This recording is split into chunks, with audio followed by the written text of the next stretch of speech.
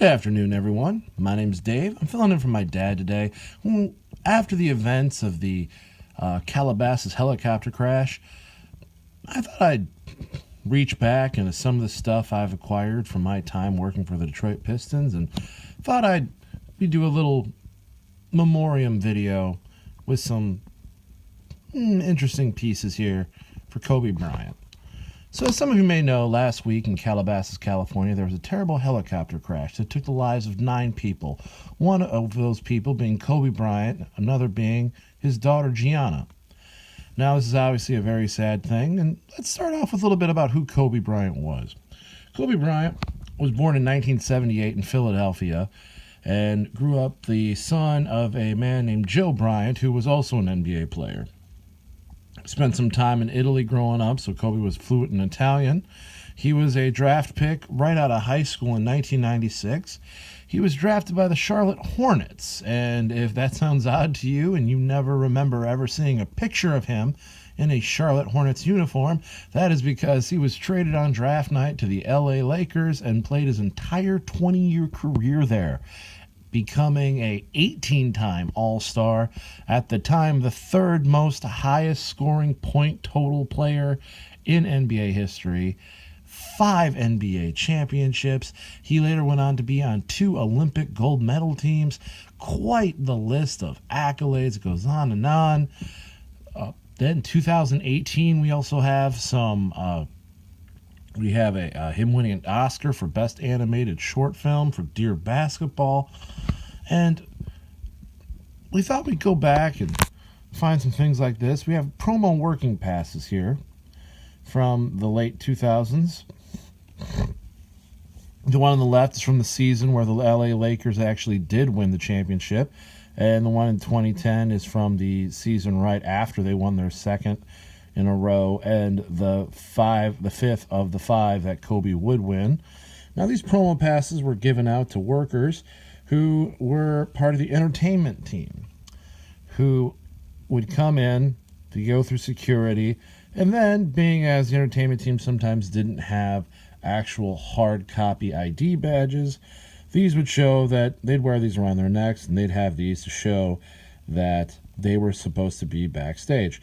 Now, you can see also has something I think that was interesting, that if you look back on this, you can see down here in the bottom that in the 2008-2009 NBA season, that's because, well, as you may or may not know, the NBA season traditionally goes from late October to mid-April for the regular season, that the 08-09 season, the Lakers didn't show up till late March. And over in this year, they came by Detroit for the 5th game of the season. Now, that's because, to explain something here, the Detroit Pistons are in the Eastern Conference and the LA Lakers are in the Western Conference. Now, in the NBA, unlike actually other sports, you may be surprised to learn this, in the NBA, every team visits every other team in the NBA at least once a season. If you are in the Eastern Conference, you play every other Eastern Conference team at least 3 times usually, sometimes 4 total. If you're in the Western Conference and you're playing the East, you play everybody at least once, there and at your home. An example of this would be the Eastern Conference rivals to the Detroit Pistons would be the Chicago Bulls or the Cleveland Cavaliers. They're also in the same division, the Central Division, so you'd probably play them twice at your arena and twice at their arena.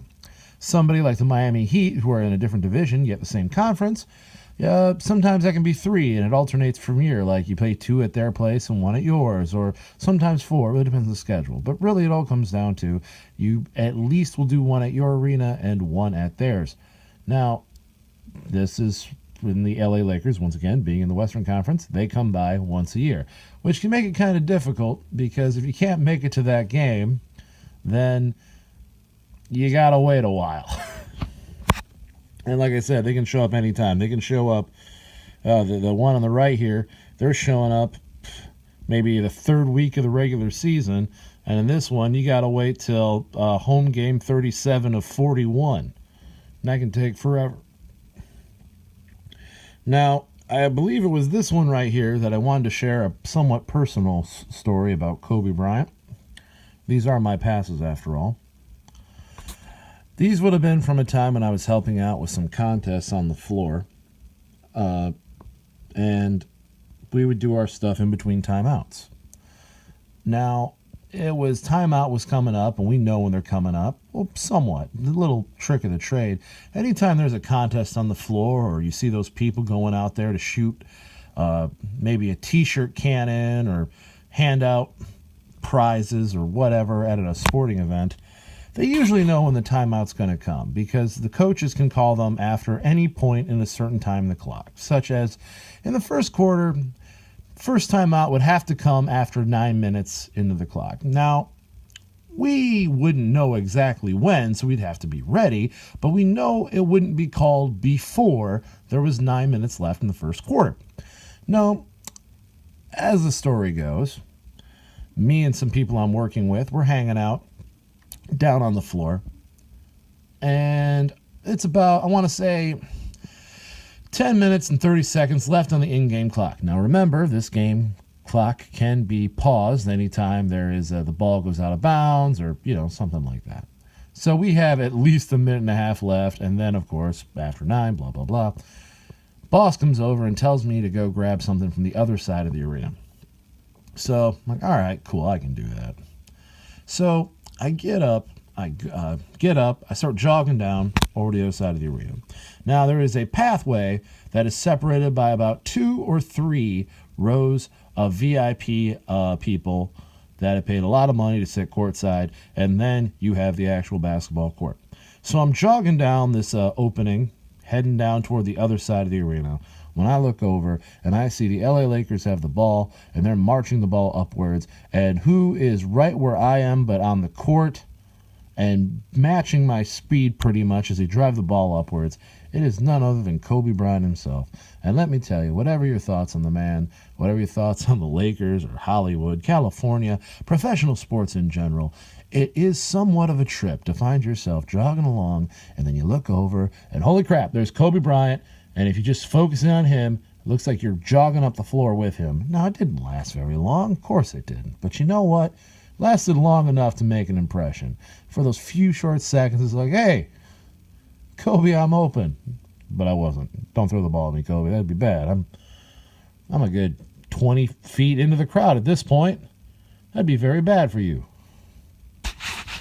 And then also, we have those on the back, of course. There's just a bunch of notice of credentials. Basically, this all breaks down to don't hassle anybody. Don't ask for free stuff. Don't pick your nose on camera because 20 million people will see it. And, stuff like that. And then we got one more thing for you here today. Well, actually, it's an assortment of things. This stuff was given me by a friend a while back. Here we have, these are some unused ticket stubs from a game in 2003. These are actually from Los Angeles. Now, as you can see, these tickets are from the Thursday, February 27th, 2003 game, where the Pistons went to L.A. Now, if you know anything about your history, this would be the season before the Pistons won their 2004 NBA championship. And then, once again, they're going to L.A. pretty late in the season here, late February. Now, it's interesting here to see that these are pretty good seats. They're section 110, so they would be in this map right here. They would be 110 right there. Row 16 in most arenas, that's about halfway up. So even in 2003, these 4 tickets were $175 each. And that's for that. And the 4 tickets would have been right there. And that's where they are. As, of course, this also points out how the Lakers, once again, there's Shaq on the front of these particular ones, won the championship in 2000, 01, and 02. Funny story about that. The guy who was coach at the time, Phil Jackson, He won 3 championships in a row there. He was also the head coach of the Chicago Bulls during the 1990s, where his team won the championship 6 times, each time in shots of 3, 91, 92, 93, and then 96, 97, 98. And then again, he was the coach in the late 2000s when they won 2 more in 2009 and 2010. It's got to be a pretty good omen when your coach is like, yeah, whenever I win a championship, I usually win 2 or 3 in a row, so stand back, kids. A lot of hardware is going to be coming through the facility. Now, like I said, we got all these. They're pretty cool, I think.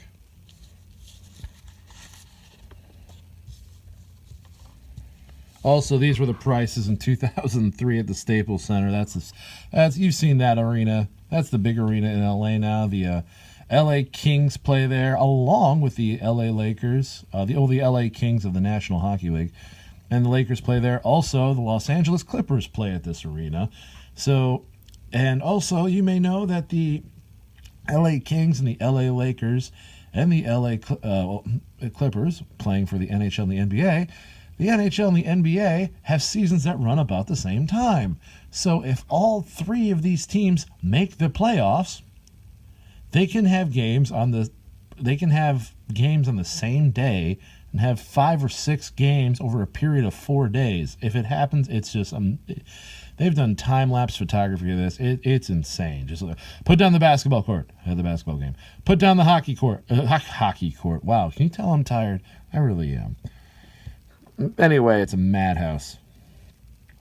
And then you look here, full season tickets, $7,525. That's actually a lot cheaper than I thought. These were per seat, obviously. But the red one, you got full season, $7,525. That would be for these sections here. And that was in 2003. So that actually makes sense. So for a team coming off 3 NBA championships in a row. This is California. This is 2003. Even then, and that's without taxes or fees, mind you. If you wanted just 2 tickets for the season, that's 41 games. And then remember, kids, that doesn't include playoffs. To make the playoffs, you got to buy those tickets too. So if you want 2 for the season, that's $15,000. That means if you had all of those tickets, these ones over here, if you had all those together, that means you're dropping close to 30 large a season. Now, I don't know if these are part of someone's season ticket package or not, but it is pretty cool to think about that. Also, if I know anything about the layout, Jack Nicholson wouldn't be up here in the red. He'd be in some of these areas down here where the VIP seats are. Also, one last thing here. This is what came with it as well. This is what the rosters would have looked like that day. This is an official game sheet that came out that day. It's in actually really good condition, as you can see. Los Angeles Lakers roster that night. Some notable names here you may have heard over the years. Famous LA Laker Rick Fox. He's done a lot of acting and TV shows. Bit of a pretty boy. Shaquille O'Neal, of course, Kobe Bryant, Derek Fisher, Robert Horry. Robert Horry went on to play for the Spurs, and he had some pretty bad shots against the Detroit Pistons a few years after this, so I'm not exactly the most... yeah, look at that. Him. You got the assistant coaches over here. Then down here, we got some interesting things. One, at the time, the head coach was Rick Carlisle. He would be let go after this season, and they'd hire Coach Larry Brown, who would take the Pistons to their 3rd championship in their history. Mike Adenauer. Hey, I know him. He was cool. I liked him. Now, if you look over this roster, you'll see some familiar names that would be here during the 2004 championship. People like Chauncey Billups, Richard Hamilton, Ben Wallace.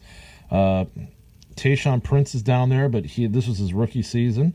Some of these people would not be there the next year, like Corliss Williamson. He got traded, and other people would. Same with Clifford Robinson. They would be gone. Their contracts would be up. Interesting thing here, you may notice, number 12 at the top. That's Michael Curry, who is the father of current NBA star Steph Curry for the Golden State Warriors. Michael Curry, yeah, had a long, illustrious career and actually played a while for here. Same with the same story goes for John Barry. He's the son of another famous basketball player, Rick Barry. Interesting things like that come out. It's all related. It's actually a pretty good card stock for something they would just give out. And then on the back,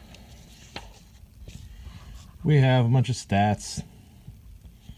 They do series facts, stuff like that. Highest individual game, 57 points by Elgin Baylor at Detroit, February 16th, 1961. Most points, Jerry Stackhouse. He was a Piston in 2001. You got some neat statistical averages. Just some neat stuff. Now, as I record this, they just had the first last Friday night, the first Lakers game after the passing of Kobe Bryant. It was a big spectacle. Usher and Boyz II Men sang at it. They had thousands of people literally hanging out in front of this arena. In much the same way that you could call Yankee Stadium the house that Babe Ruth built, you can make a case the same applies to Kobe Bryant and Shaquille O'Neal for the Staples Center. It is a giant facility, it's a giant brand new $1 billion facility. Well, it was brand new when it opened in the late 90s. They won 5 championships at that place. They're probably going to build some giant statue of him out front. And the Lakers have an amazing record this year, and it's very possible that now led by the likes of LeBron James and Anthony Davis, will be flying toward another NBA title. I do believe if they win this year, that will be number 16 for the Los Angeles Lakers, which would put them behind the Boston Celtics, if I'm remembering correctly, who have 17. I'd have to check. That's amazing, though, when you think about it. The NBA has really only been giving those trophies out since the 1940s. And between the Lakers and the Celtics, you have 30 of them. No, 32. I'm bad at math, can you tell? Well, everyone, I want to say thank you for watching this today. This was an enjoyable exercise for me. I hope it was for you. Also, we'd just like to point out that me and my dad, in relation with the Palace closing, the Palace of Auburn Hills here in Detroit, the home of the Detroit Pistons from 1988 to 2017. We just know we're going to be doing some stuff about that coming up. We can't really say just what it is just yet, but I think we got some interesting things you're going to like. All right, ladies and gentlemen, I hope you're having a wonderful day. Stay tuned. If you haven't hit the subscribe button, please do. And have a wonderful World Championship